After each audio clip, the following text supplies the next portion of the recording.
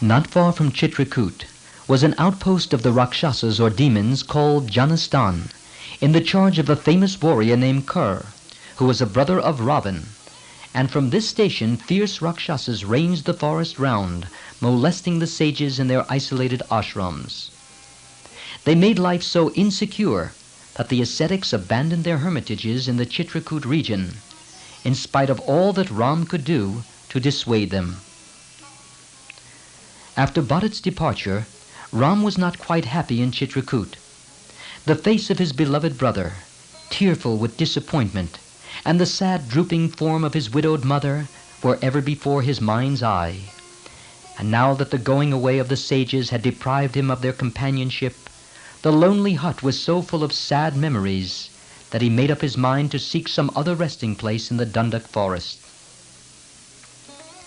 So they left Chitrakuta and proceeded to the hermitage of sage Atri, who knew the country, to seek his advice as to where they might establish themselves. They were most affectionately received, and Sita won the heart of Atri's wife, the saintly Anasuya, who, delighted at finding in her a perfect embodiment of wifely virtues, blessed her and presented her with beautiful garments and auspicious cosmetics. Anasuya was the embodiment of pure womanhood, and her gifts added beauty and inner strength to Sita. Then they made inquiries concerning the way and resumed their journey.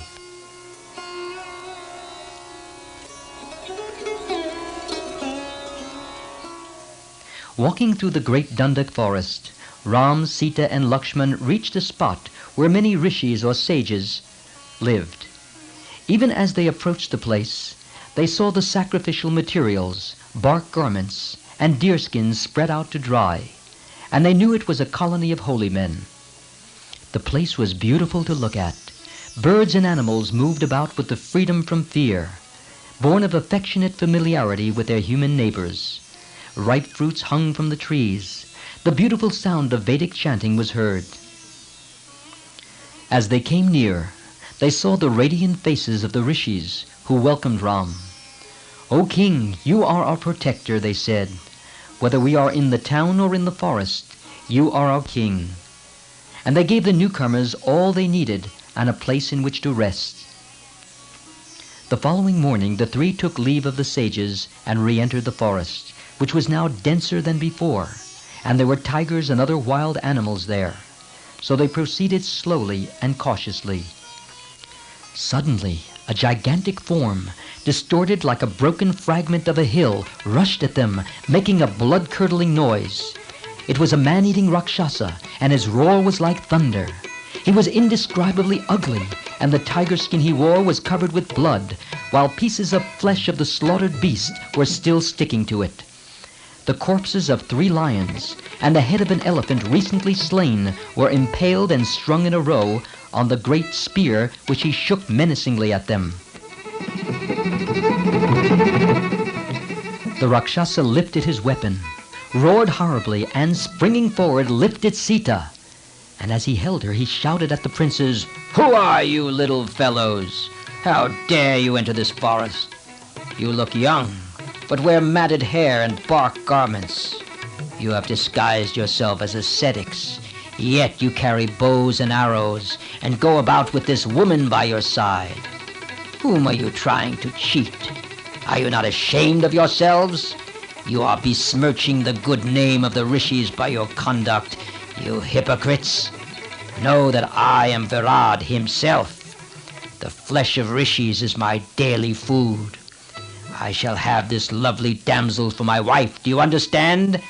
I shall now drink your blood, you villain."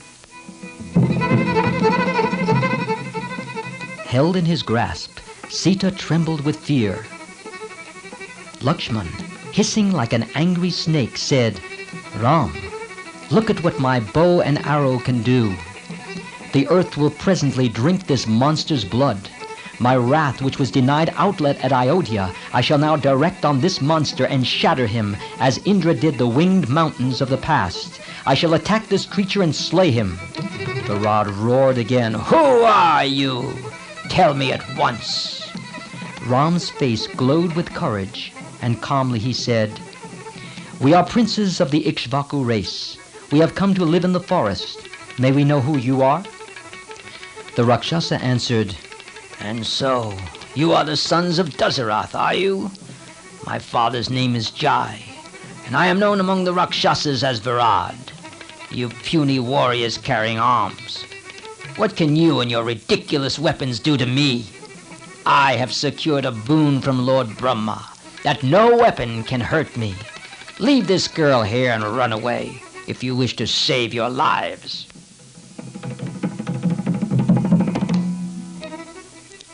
Ram's eyes grew red with anger. "It is time for you to go to the Lord of Death," he said, and bent his bow and shot a sharp arrow at the monster. It pierced his body and emerged red with blood, glistening like fire, and fell on the earth beyond. But the Rakshasa was not killed. Enraged by the pain, he placed Sita on the ground, and lifting his spear and opening his mouth wide, rushed towards Ram and Lakshman. The princes sent a shower of arrows at him. The arrows stuck so thick on his body that he bristled all over like a gigantic porcupine. The Rakshasa, however, laughed and shook his limbs, and down fell all the darts. He straightened himself and lifted his spear again. Ram and Lakshman, with 2 arrows, broke the spear and rushed at him sword in hand. But he lifted them both up with his hands and put them on his shoulders and strode off into the forest. Sita saw them disappear in the darkness of the jungle and wept aloud. Ram and Lakshman, seated one on each shoulder, knowing that weapons could not kill him, wrenched off his arms and threw them down. Then they attacked him with their hands and feet. Still, they could not kill him on account of Lord Brahma's boon. But the agony of his wounds was so great that he howled. Unfortunately for him, he had asked for immunity from slaughter, but not from pain. The brothers threw down the exhausted monster, and Ram planted his neck to prevent him from rising. The touch of Ram's feet cleared the mist and curse he had incurred in a previous birth had shrouded his understanding. And in the sudden light of recollection, he joined his hands and said humbly, "Your feet have touched me, Lord, and my eyes are open. I have realized who you are. I am under a curse, but you can save me.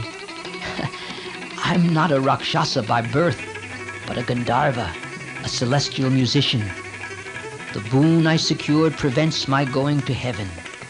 If you could somehow kill me, I shall recover my former celestial form and go there." Accordingly, Ram and Lakshman smashed him without weapons and buried him in a pit they dug in the earth, and the Rakshasa returned to the world of the Gandharvas. Then the princes went back to the place where Sita stood terrified and told her all that happened.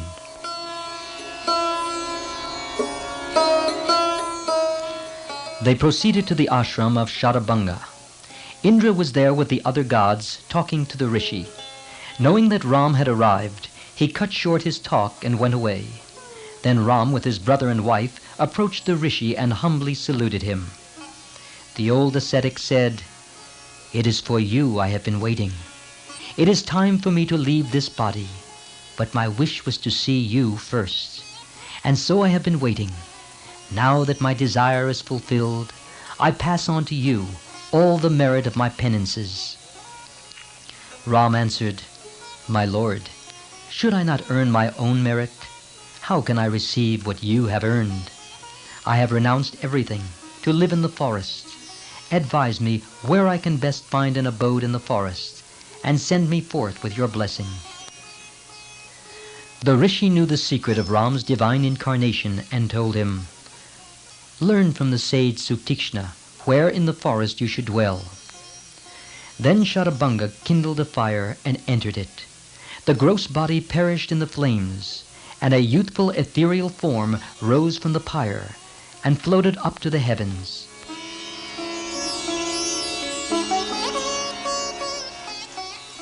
When the rishis of that forest heard the news of Virad's death, they came to Ram and surrounded him. "It is our good fortune, O king," they said, that you have come to dwell in this region. Hereafter we shall perform our penance, untroubled by Rakshasas. Look at those bones scattered all around. They are the remains of ascetics, killed and eaten by the Rakshasas. The sages on the banks of the Pampa and Mandakini rivers live in constant fear of their lives from these man-eating monsters.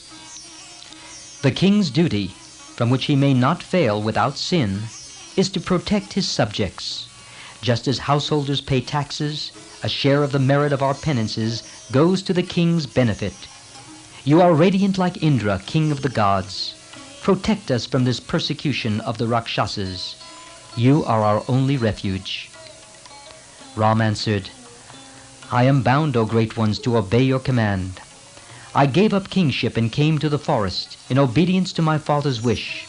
If in discharging my duty as a son I can also serve you and do some good, I shall count myself twice blessed. I shall stay in the forest and destroy the Rakshasas and free you from trouble. So shed your fear.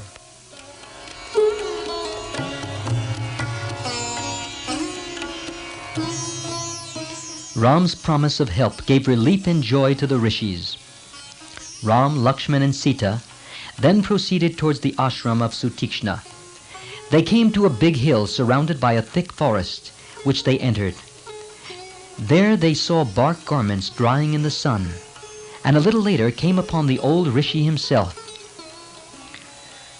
Saluting him, the prince said, My name is Ram, O holy sage. I have come to see you, and I pray for your blessing. The sage rose to embrace him. Welcome, defender of virtue. My ashram is lit up by your presence. It is now yours. When I heard you had left Ayodhya and taken up your abode at Chitrakuta, I knew you would come here and have lived in the hope of seeing you. Else I would have long ago given up this body. The merit I have accumulated I now pass on to you. Take it for yourself, your brother, and the princess. The sage's face was bright with the light of a long holy life. It was the custom of the rishis to offer their acquired merit to those who came as their guests. But Ram replied, O sage, I must earn merit by my own good deeds. With your blessing, I still hope to do so. I wish to dwell in the forest. The sage, Shatabanga, directed me here to receive your blessing and seek your instructions as to where I could build a home for the rest of my stay in the forest. The rishi's face was bright with joy, and he said meaningfully, You may live in this ashram. There are many rishis living here. The forest is full of fruit and roots. But evil demons are about, molesting the rishis and obstructing their penance. The sages are unable to bear this trouble. But for this, the place is good. The prince understood what the sage meant to convey. He bent and strung his bow and said, Holy sage, I shall destroy these evildoers. My bow is strong and sharp are my arrows. It is not proper that we should dwell in this ashram. It may interrupt your penance. We shall find a place for ourselves in the neighborhood. Permit us to do so.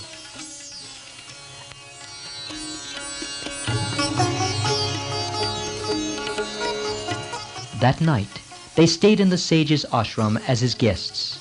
The following morning, the three got up and bathed in the cool water, fragrant with flowers, lit the sacrificial fire, performed their worship, and touched the feet of the sage. By your grace, we spent a good night.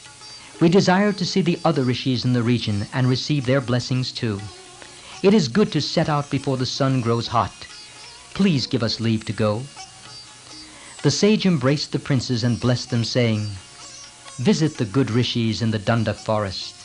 They have all gone through great austerities and obtained divine powers. The forest is indeed beautiful with deer and birds and lotus-filled tanks, and the hills with cascades and peacocks. Lakshman, go now with your brother and with Sita. Come to this ashram whenever you feel like. The three walked round the sage according to custom and took leave of him.